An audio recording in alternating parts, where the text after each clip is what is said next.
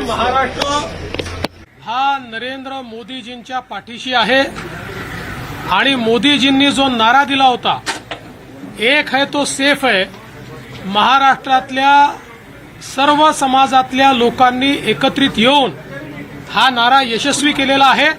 सगळ्यांनी एकत्रित मतदान केलेलं आहे आणि विशेष आभार आमच्या लाडक्या बहिणींचे देखील आहेत की ज्यांनी आम्हाला खूप आशीर्वाद दिलेला आहे। यासोबत खऱ्या अर्थानं जो फेक नरेटिव्ह तयार करण्यात आला होता, त्या फेक नरेटिव्हच्या विरोधात लढणाऱ्या ज्या वेगवेगळ्या संघटना आहेत राष्ट्रीय विचारांच्या, त्या संघटनांचा विजय आहे आणि विशेषतः जे मतांचं ध्रुवीकरण करण्याचा प्रयत्न या महाराष्ट्रामध्ये महाविकास आघाडीने केला होता, त्याच्या विरोधात लोकांमध्ये जनजागृती करणारे आमचे विविध पंथांचे जे संत आहेत, त्यांचा देखील हा विजय आहे की ज्यांनी महाराष्ट्राला एक ठेवलाय। अशा सगळ्यांचा हा खऱ्या अर्थानं विजय आहे। गावामध्ये, पाड्यामध्ये, तांड्यामध्ये, वाडीमध्ये, वस्त्यांमध्ये सगळीकडे जाऊन ज्यांनी हा अलख जगवला त्यांचा विजय आहे। आणि खऱ्या अर्थानं महाराष्ट्रातले आमचे महायुतीचे जे लाखो कार्यकर्ते आहेत, या कार्यकर्त्यांचा विजय आहे। माननीय मुख्यमंत्री एकनाथराव शिंदेजी, मी, अजितदादा, आमचे रामदास आठवलेजी, आमचे सगळे मित्रपक्ष, आमच्या एकजुटीचा हा विजय आहे। त्याच्यामुळे मला असं वाटतं की प्रचंड मोठा अशा प्रकारचा विजय आज मिळालेला आहे। या निमित्ताने मी निश्चितपणे आमच्या देशाचे गृहमंत्री अमितभाई शहा यांचे देखील मनापासून आभार मानतो की ज्यांनी या ठिकाणी महाराष्ट्रामध्ये येऊन आमच्या कार्यकर्त्यांमध्ये ऊर्जा भरली। आमचे राष्ट्रीय अध्यक्ष नड्डाजी असतील, आमचे राजनाथ सिंगजी असतील, नितीन गडकरीजी असतील, सगळ्या राष्ट्रीय नेतृत्वाने आम्हाला या ठिकाणी अतिशय चांगल्या प्रकारे मार्गदर्शन केलं। आमचे प्रभारी असतील, या ठिकाणी आमच्या महाराष्ट्रामध्ये पियुषजी असतील, भूपेंद्रजी असतील, आमचे सगळे जेवढे या ठिकाणी आम्हाला मार्गदर्शन करत होते, त्या सगळ्यांनी मला असं वाटतं की या विजयामध्ये हातभार लावलेला आहे। आणि निश्चितच महाराष्ट्राच्या जनतेपुढे आम्ही नतमस्तक आहोत। याच्यापेक्षा जास्त आज या ठिकाणी काही बोलताच येत नाही। अक्षरशः साष्टांग दंडवत महाराष्ट्राच्या जनतेला, ज्या महाराष्ट्राच्या जनतेने हे प्रेम दिलेलं आहे। आणि मला असं वाटतं की जो काही एक विषारी प्रचार सातत्याने झाला, त्या प्रचाराला महाराष्ट्राच्या जनतेने आपल्या कृतीतून उत्तर दिलेलं आहे। आणि म्हणून अशा जनतेचा मी आभार मानतो, ज्यांनी ही एकी दाखवली आहे त्यांचा मी आभार मानतो। आणि मी सांगितलं होतं की आम्ही आधुनिक अभिमन्यू आहोत, आम्ही चक्रव्यूह तोडून दाखवू। तो चक्रव्यूह तुटलेला आहे आणि महाराष्ट्र मोदीजींच्या पाठीशी खंबीरपणे उभा आहे। आज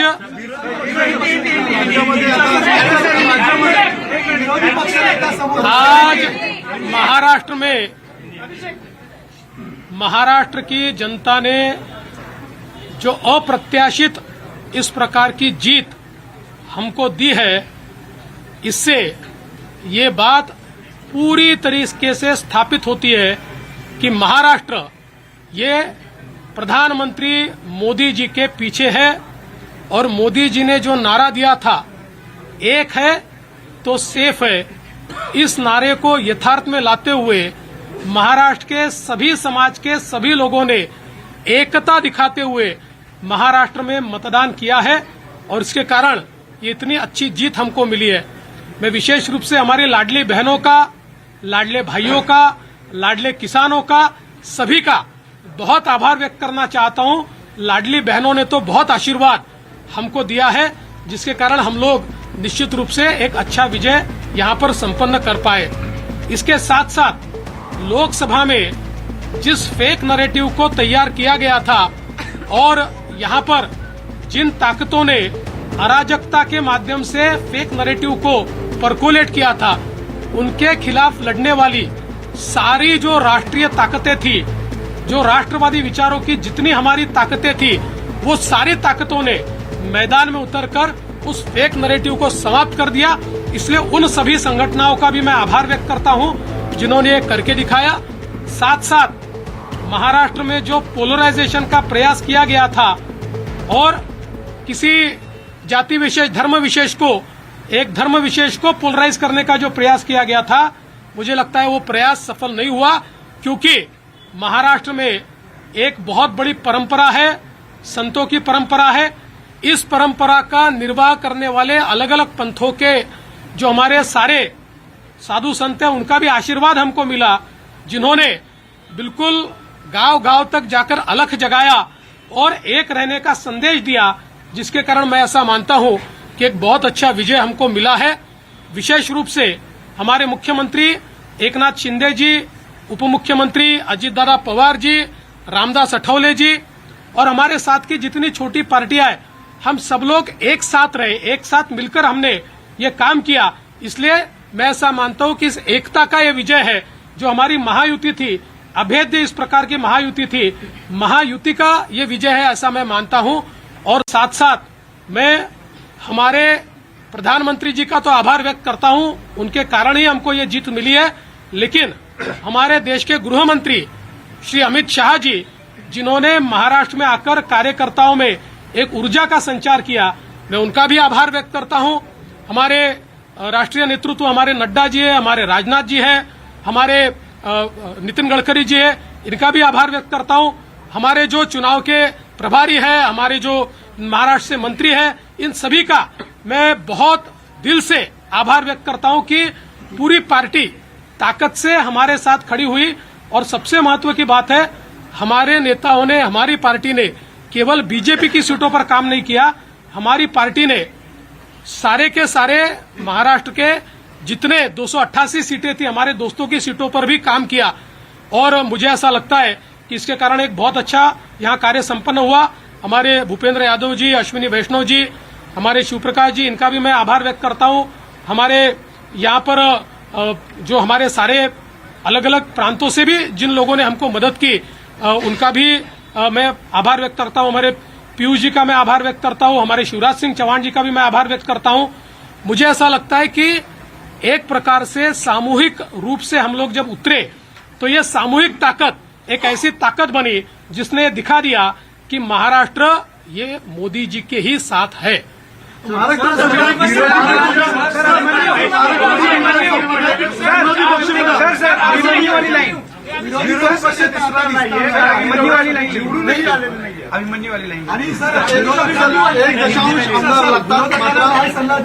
अभिमन्यु की तरफ चक्रव्यूह आपने भेज दिया सर। ऐसा है, मैंने पहले ही कहा था कि मैं आधुनिक अभिमन्यु हूं, चक्रव्यूह को भेदना जानता हूं। हमने चक्रव्यूह को भेदा है और ये कोई मैं पहले भी कह रहा हूं, वापस कह रहा हूं, इस विजय में मेरा बहुत छोटा उसमें मैं समझता हूं कि सहभाग है। एक ये हमारी जो पूरी टीम है, इस टीम ने इस विजय को लाया है। मला असं वाटतं की कुठल्याही लोकशाहीमध्ये एक चांगला विरोधी पक्ष असणं हे गरजेचं आहे। त्यामुळे जे काही विरोधी पक्षाचे लोक निवडून आलेले आहेत त्यांचा आम्ही सन्मान करू। त्यांचा आवाज छोटा असो की मोठा असो, ते ज्या योग्य गोष्टी सांगतील त्या योग्य गोष्टींवर आम्ही त्यांना प्रतिसाद देऊ। पहिले मराठी हो जाणं फिर ईव्हीएम पुन्हा कापर फोडताय, हिंमत असेल तर बॅलेट पेपरवर निवडणुका घ्या, आता असं विरोधक म्हणतात। काय आम्हाला ते माहितीच होतं, जर झारखंडमध्ये झारखंड मुक्ती मोर्चा जिंकला तर तिथलं ईव्हीएम टॅम्पर प्रूफ, परफेक्ट, एकदम जनमताचा कौल, लोकशाहीचा विजय।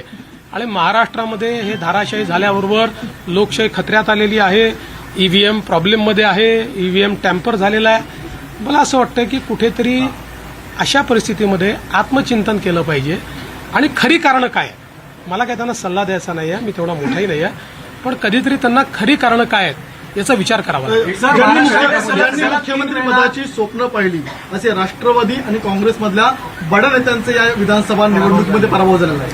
असं लोकशाहीची हीच खरी मला असं वाटतं गंमत आहे की लोकशाहीमध्ये कोणाला जनता डोक्यावर घेईल आणि कोणाला जनता धाराशाही करेल हे सांगता येत नाही।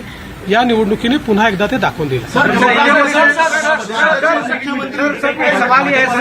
मोठ्या प्रमाणामध्ये यश मिळालेलं आहे। मागच्या वेळेस दातृत्व दाखवत भाजपाने एकनाथ शिंदेना सीएम पद दिलं, आता सगळ्या तुमच्या लोकांच्या अनेक राजकीय नेत्यांचे बाईट्स येत आहेत किंवा प्रतिक्रिया येत आहेत की भाजपाला आता यश मिळालं तर भाजपाने मुख्यमंत्रीपद घ्यायला हवं। साहेब, या बाबतीत माननीय अमितभाई शहांनी प्रेस कॉन्फरन्समध्ये क्लिअरली सांगितलेलं आहे, मुख्यमंत्रीपद हे कुठल्या निकषावर नाही. मुख्यमंत्रीपद तीनही पक्षाचे नेते एकत्रित बसून ठरवतील. एकनाथराव शिंदेजी त्यांच्या पक्षाचे राष्ट्रीय अध्यक्ष आहेत, अजितदादा त्यांच्या पक्षाचे राष्ट्रीय अध्यक्ष आहेत आणि आमचे जे राष्ट्रीय अध्यक्ष आहेत त्यांना आमचं पार्लमेंटरी बोर्ड हे ऑथराईज करतं. ते बसून जो निर्णय घेतील तो निर्णय असेल. कुठलाही वाद नाही आहे, कुठलाही विवाद नाही. पद को लेकर बहुत सवाल खड़े हो रहे हैं क्योंकि आप लोग सबसे देखिए, बड़ी कोई- पार्टी हैं, तो सीएम पद क्या बीजेपी के खाते ना? सीएम पद के ऊपर कोई भी विवाद यहाँ नहीं होने वाला, क्योंकि पहले दिन से ये तय है कि चुनाव जब संपन्न होगा तो चुनाव के बाद तीनों पार्टियां मिलकर इसको तय करेगी. हमारे नेता आदरणीय होम मिनिस्टर साहब ने प्रेस कॉन्फ्रेंस में ये बहुत स्पष्ट शब्दों में बताया है कि चुनाव के बाद तीनों पार्टियां बैठेगी और इसका निर्णय करेगी. अभी मैं ऐसा मानता हूं कि हमारे एकनाथ शिंदे जी उनके पार्टी के अध्यक्ष है, अजित पवार जी उनके पार्टी के अध्यक्ष है और साथ में हमारे पार्टी के जो राष्ट्रीय अध्यक्ष है उनको हमारा पार्लियामेंट्री बोर्ड ऑथराइज करता है. तो ये लोग बैठकर एक उचित निर्णय करेंगे. हमारे वरिष्ठ नेताओं से बातचीत करेंगे, हमारे पार्लियामेंट्री बोर्ड से बातचीत करेंगे. जो निर्णय होगा वो सबको मान्य होगा, इसमें कोई विवाद नहीं.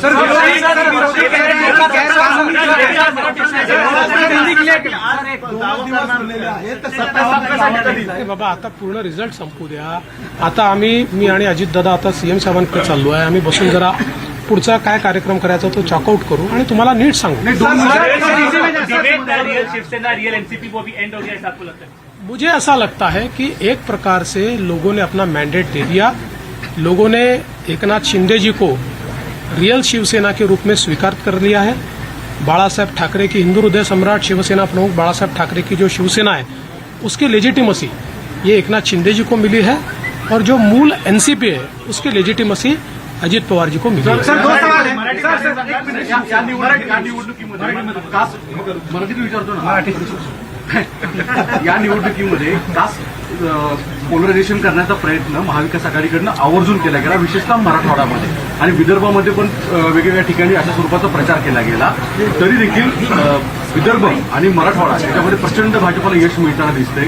याचं प्रमुख अॅनालिसिस काय? मला असं वाटतं की जेव्हा वारंवार तुम्ही एका व्यक्तीला एका पक्षाला टार्गेट करता त्यावेळी तुम्ही जे टार्गेट करता त्यातली हवा पण निघून जाते आणि त्याची तीव्रताही कमी होते आणि लोकांना त्याचं सत्य समजतं. लोकांच्या मनात त्यानंतर एक प्रकारची सहानुभूती तयार होते. लोकांना लक्षात येतं की चुकीच्या पद्धतीनं टार्गेट केलं जात आहे. तसंच आम्हाला महाविकास आघाडीने ठरवून या ठिकाणी टार्गेट केलं. पण मला असं वाटतं की हळूहळू लोकांनी लक्षात आलं, कारण आमचा ट्रॅक रेकॉर्ड चांगला आहे. आम्ही नेहमी पॉझिटिव्ह काम केलेलं आहे. त्यामुळे आमचा ट्रॅक रेकॉर्ड पाहून लोकांनी या ठिकाणी मतदान केलं आहे. सर, मराठा आरक्षण को लेकर ही सवाल है. या संदर्भामध्ये काय सांगा, कारण की निकाल लागला. मला असं वाटतं की या निकालाने एक गोष्ट स्पष्ट केली आहे.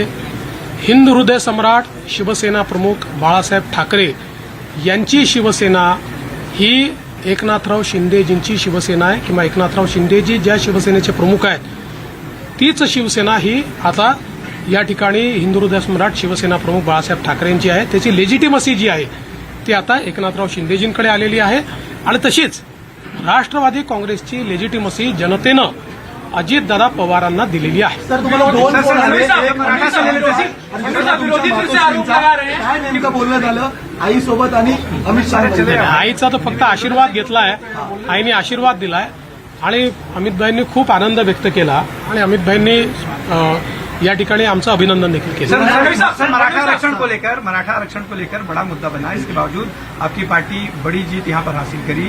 आपके ऊपर चूंकि एक तरह से आरोप हुआ, आपको अभद्र शब्दों में आपके खिलाफ जो है आलोचना करी गई, क्या ये उस वजह से मराठा आरक्षण का जो एक आंदोलन था वो फेल हुआ और जो मैंडेट था वो कहीं न कहीं आप लोगों को फेल? देखिए, मैंने इससे पहले भी कहा था कि लोकसभा के चुनाव में हमको 43.6% मिले थे, उनको 43.9% मिले थे. तो अगर मराठा समाज ने हमको वोट नहीं दिया होता तो क्या हम 43.6% पर पहुंचते? मराठा समाज हमारे साथ था, है और रहेगा. ओबीसी समाज हमारे साथ था, है और रहेगा. सारे समाज. आज आप जब इसको डिसाइफर करेंगे, जब आप इसका विश्लेषण करेंगे तो आपके ध्यान में आएगा कि सब समाज हमारे साथ में. देखिए, हर समाज की अपनी इच्छाएं होती है, आकांक्षाएं होती है, लेकिन उनको ये भी पता होता है कि अपनी आकांक्षाएं पूर्ण करने के लिए प्रामाणिकता से काम कौन कर सकता है, तो लोगों का विश्वास हम पर है। तर 2019ला मला आठवतं की वर्षावर एक प्रेस झाली होती आणि त्यानंतर शरद पवारांनी तेल लावलेला पैलवान हे वाक्य बोललं होतं आणि तुमचं आलेलं माइंडेड गव्हर्नमेंट पाडलं गेलं होतं कालांतराने. त्याचा बदला घेतलाय का आता? आणि तेल लावलेला पैलवान कुठलाही बदला मी घेतलेला नाही. राजकारणामध्ये जनता ठरवते कोण जिंकेल कोण हरेल. कधी कधी एखाद्या गोष्टीचा नापसंती ही जनता कळवते, त्यामुळे यातनं जनतेने कदाचित नापसंती कळवली असेल आणि आमच्या बाबतीत पसंती कळवली असेल. मला असं वाटतं की याला वेगळ्या पद्धतीनं पाहण्याचं कारण नाही. आणि नंबर्स काय आहे याच्या आधारावर मी विरोधी पक्षाचं मूल्यमापन करणार. सर एक सवाल ये है कि नीतीवरतून जी चर्चा सुरू झालेली आहे. महाराष्ट्र चाणक्य म्हणून शरद पवारांचा उल्लेख वारंवार केला जायचा. आता महाराष्ट्र चाणक्य बदलला आहे. बदलला असेल तर मला माहीत नाही. फक्त मी एवढंच सांगू शकतो की मी तरी चाणक्य वगैरे काही नाही. मी भारतीय जनता पक्षाचा साधा कार्यकर्ता आहे. माझा पक्ष मला ताकद देतो, माझ्या पाठीशी उभा राहतो, म्हणून मला हे सगळं करता येतं. आमच्या पक्षातले जे वेगवेगळे नेते आहेत हे सगळे नेते माझं नेतृत्व मान्य करतात, म्हणून मला पुढे जाता येतं. त्याच्यामुळे चाणक्य वगैरे नाही. सर्व सांगितलं, हे जे काही आम्ही जिंकलो आहे ही एकत्रित भारतीय जनता पक्षाचा हा विजय आहे. याच्यात देवेंद्र फडणवीसचं कॉन्ट्रीब्युशन हे फार लहान आहे. तसं चाणक्य गैर कानूनी जीत ये कह रही है. संजय राउत ने स्टेटमेंट दिया है कि गैर कानूनी जीत है, इस जीत को नहीं मानते क्योंकि जनता आप लोगों के खिलाफ थी. और सर और इसी से एक सवाल इसी पे कंटिन्यू कर लेता हूं सर, क्या देवेंद्र फडणवीस के रूप में समंदर वापस आ गया है? जो लोग घर किनारे पे बसाए थे बह जाएंगे? देखिए, पहली बात तो ये है कि संजय राउत इनके ऊपर मैं कभी प्रतिक्रिया देता नहीं हूं, लेकिन आज आवश्यकता इसलिए दे रहा हूं. मुझे ये पता है कि झारखंड में झारखंड मुक्ति मोर्चा जीता है तो बहुत लेजिटिमेट जीता है. वहाँ चुनाव एकदम फेयर हुआ है. वहाँ पर इलेक्शन कमीशन ने अच्छा काम किया है. वहाँ पर ईवीएम इतना पक्का था कि वो हैक ही नहीं हो सकता. वहाँ लोकतंत्र का विजय हुआ है. और महाराष्ट्र में अगर हमको लैंडस्लाइड विक्ट्री मिली है तो इलेक्शन कमीशन भी बायस हो गया है, यहाँ का ईवीएम हैक हो गया है, यहाँ पर लोकतंत्र की हत्या हो गई है. देखिए, कभी न कभी आत्मचिंतन करने की आवश्यकता होती है. जो आत्मचिंतन नहीं करते जिंदगी में वो समाप्त हो जाते हैं. मुझे ऐसा लगता है कि कभी न कभी आत्मचिंतन करना चाहिए, और इस प्रकार से वो बात करेंगे तो क्या लोगों का विश्वास बैठेगा? चलो, थैंक यू.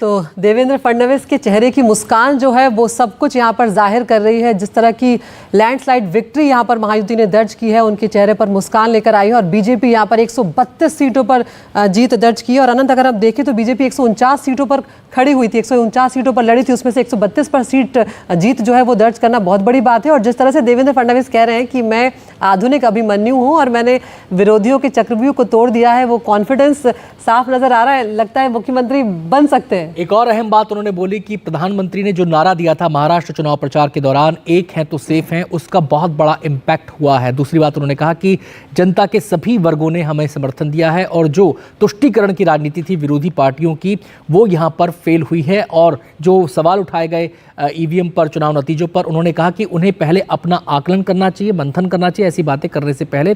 और एक बात मुझे यहाँ पर देवेंद्र फडणवीस की अदिति और ध्यान आ रही है, वो ये उन्होंने विधानसभा में कहा था, समंदर हूं लौट कर आऊंगा. तो आज वो वाला भाव जो है वो देवेंद्र फडणवीस के चेहरे पर, वो खुशी उस बयान की यहाँ पर दिख रही है.